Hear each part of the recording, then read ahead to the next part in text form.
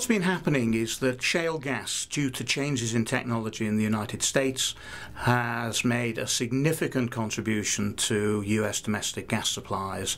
So in 2000 it made virtually no contribution. Last year it was accounting for about 20% of the gas supplies in the United States. This gives rise then to two key questions. Can that be continued in the United States? And is it possible that the shale gas revolution can be replicated in other parts of the world where there are significant resources of shale gas?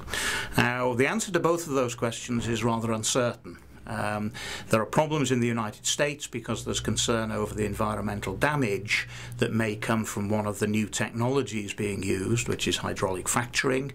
If you look at other parts of the world, if you look at the conditions in the United States that made this happen, in other parts of the world, particularly Western Europe, those conditions are not necessarily present. So, for example, shale gas is very intrusive on local communities. In the United States, you have a lot of space and few people. In Western Europe, you've got little space and a lot of people.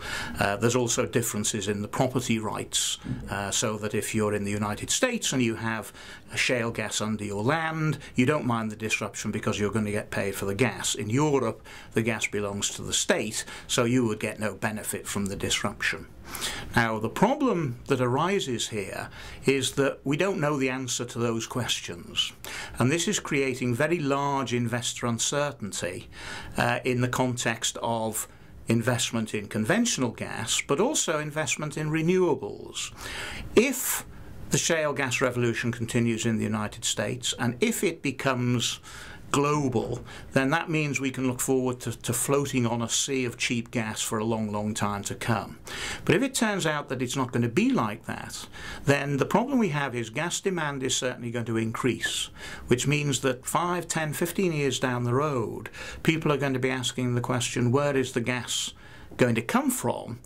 And why didn't we make those investments 5 or 10 years ago? Because the industry is characterized by very long lead times. And so this investor uncertainty could lead us into, you might almost call it a false sense of security, saying, oh, we don't have to worry about gas supplies, shale gas will come to the rescue. And it may well turn out that this is not the case. Shale gas is part of the general unconventional gas, which also includes coal bed methane and tight gas. Essentially, it's gas that is trapped inside rock. So in other words, if you simply drill a well, the gas will not flow. You have to do something else, and that something else is called hydraulic fracturing, which is putting down water and chemicals at very high pressure to break up the rock formation so the gas will flow.